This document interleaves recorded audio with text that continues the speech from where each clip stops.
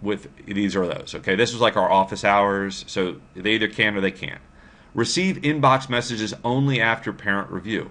One thing I will say is that anything that a student says in a chat or sends via email will be saved and accessible. So what you're saying is, let's say here for receive, you say, you know what, I'm going to let locker messages be all but, right? People can send messages to my kid unless I exclude them. Or maybe I want to say only here for locker messages, only the people that are on my list. And I'll show you how you're going to add people to this list in a second. But then you might say, you know what, I don't want my student looking at a message until I review it. And maybe that's your startup, right? So then it shows up it shows up in your inbox, and then you basically have to approve it before it goes through to the student, okay?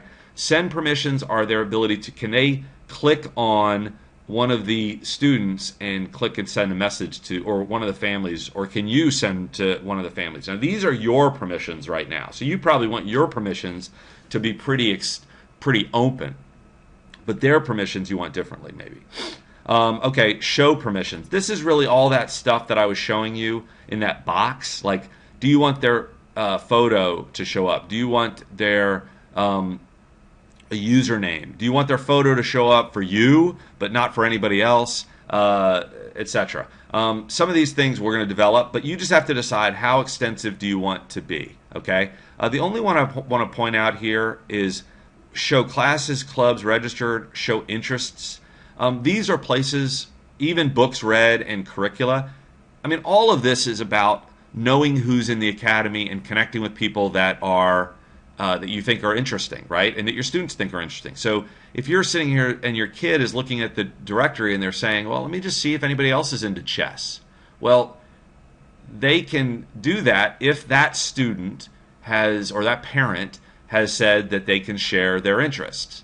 Now you can still control, can they communicate or not communicate, and you control what you show about yourself. But I'm going to recommend that you do show this information, curricula or interests in classes and clubs registered. Now, obviously, it's only what you put in there, but you know, you're going to get more familiar with how it works in a bit. But just maybe, depending on what your philosophy is, you know, this is a small group right now participating in the pilot program, and this is only going to be available to registered people. I say small group, it's about 150 people, but it's 150 families. But you know, these are people that are interested in doing this, and these are parents that have taken this class, or kids have taken my previous classes. So, you know, I'm not going to say that it's a safe environment, but it's an environment that's not wide open, let's just say. So just do whatever you feel comfortable with in terms of permissions, but just be aware that, and you're going to probably discover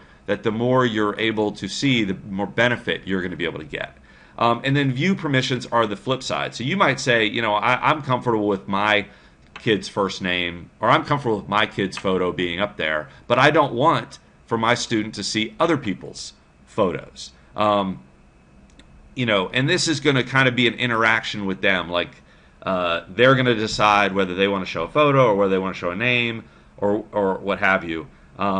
So these are the types of things that you can control. And again, like right here, I have a list of members, and it's either by their ID number and first initials or by their name, depending on if they're sharing that information. And this is my only list. Now, that doesn't mean that I can only communicate with those people. It means that in a situation where I have specified only, then that is my list that we use. And if I added this student here to my all but list, then if I said I can real-time chat with everybody except Juliet Konecki. Okay? So that's how that works. Now, how do we add students to this list? First is do this, okay? Because if you just do all but, then you're going to be open to interacting. And then you could go and just add, you know, people that interact poorly with you, then you can, you know, add them to that list if you wanted. If your default permissions is only, then you need to add some people. Okay. Now, I believe that it's going to default add everybody in your family to the list. Okay. But what you can do is you can either add by student number, which means when you're on the family directory, you can add them. Or this is probably the way that people will actually do it is this.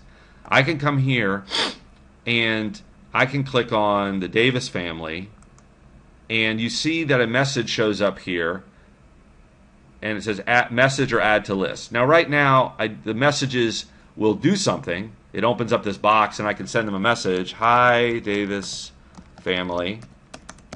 Okay, and I can submit that. Oops, I'll have to check that one out. But that's okay because these aren't actually being reported to anybody right now anyway. So that's not that big of a deal. But the big thing I want to show you here is, let's say, where's the Davis family? So let's say I want to add the Davis. I'm doing it only these people for something. Well, then I want to add the Davis family to my list. So I add the Davis family. This box pops up, and I just say add them to my only list. And what you're going to see is now they change from white to blanched almond, and now they're on my list. Now, that preference has, I don't know, I can't remember if that changes everything or not here, but this interaction of preferences is going to be what if affects everything. So please do this. One last thing I'll show you here, just reset. So you're seeing your list, you're doing this. Now, as I roll over, unless you have browser issues, as I'm rolling over, I'm going to see information. When I click on a person's name, the Stricklands, the rollover stops so that I can go interact with them. Okay? Make sense? All right. Thank you very much. Please do your preferences, just your startup preferences. You can change them at any time very quickly, and then move forward. One last thing I'll show you is, let's say that you create preferences for yourself, right, which are probably different than what you're going to have for your kids. But then you create preferences for one of your kids, and you don't want to have to do that over and over again. So I'm going to take my daughter Savannah, okay, and I've already done this, but let's say that I'm going to save her preferences. This is the one that I want to use as a template for all of my kids. And okay, well, this will be over here next time. But there's a box that says click here to use these preferences as template for all your students. You click that. You come here. It's going to say, do you want all of these kids? But let's say I want everybody except for Stanley and Jimmy. Then I say submit, confirm to update. And what that's going to do is it's going to take the preferences and the list that I selected for Savannah, and it's going to assign it to all of these kids. So select and confirm update. And then if I go down here to Maryland, you'll see that I have these preferences. Okay? All right, so that's it. And go please set up your preferences so that we can start interacting with the Academy. Awesome. Thanks.